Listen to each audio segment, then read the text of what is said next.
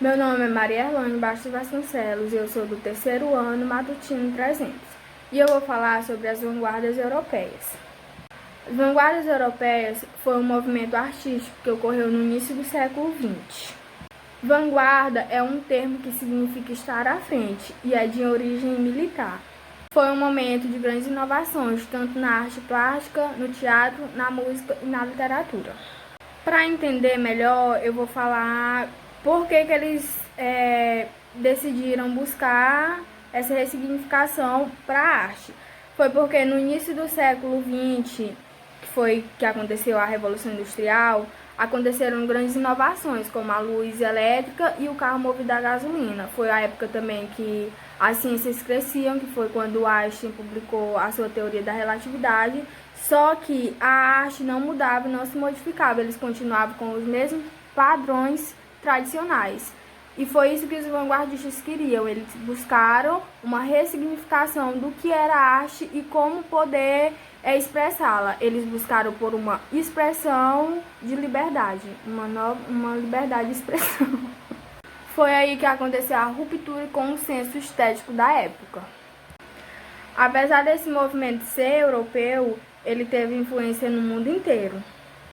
Pelos vanguardistas trazerem essa nova forma de se expressar, não tá obedecendo aos padrões tradicionais, eles não foram compreendidos por todo mundo, por artistas e tal, mas eles buscavam essa nova forma de se expressar.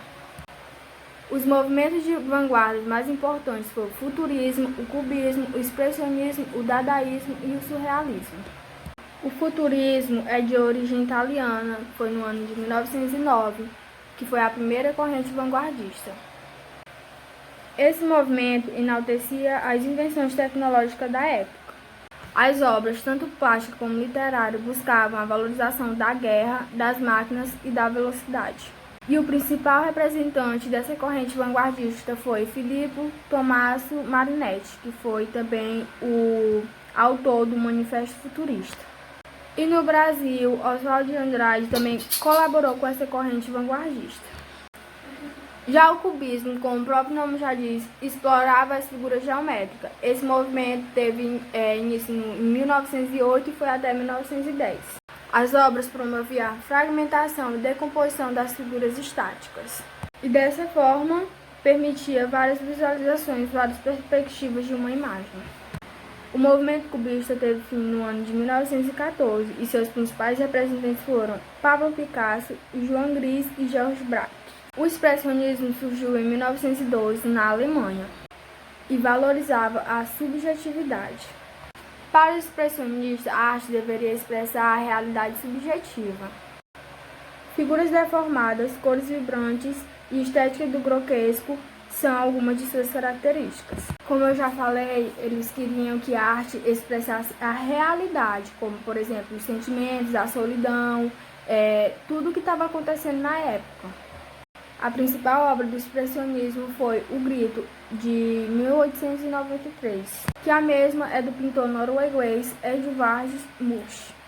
O movimento dadaísta surgiu no início da Primeira Guerra Mundial e foi em 1916. O intuito deles era chocar a burguesia, falando sobre as consequências que a Primeira Guerra tinha causado. O dadaísmo foi das artes de vanguarda o que mais valorizou a ruptura, negando todos os valores vigentes, todas as regras e todas as tradições, propondo uma anti-arte. Para eles, o lema deles era que a destruição também é criação. Os principais representantes do dadaísmo são Marcel Duchamp e Tristan Tzara. E Tristan Tzara foi um dos fundadores do movimento. A última corrente vanguardista que eu vou falar agora um pouco é o surrealismo, que foi em 1924. O surrealismo tem origem francesa e foi iniciado pós Primeira Guerra Mundial. O surrealismo e o dadaísmo, eles investiam nas artes irracionais. Eles valorizavam o inconsciente humano e o universo onírico. A palavra onírico significa o mundo dos sonhos e fantasias. Os principais pintor dessa arte foram o Salvador Dalí e René Magritte. É importante a gente saber que no período que estava acontecendo isso na Europa, aqui no Brasil estava acontecendo a época da Primeira República.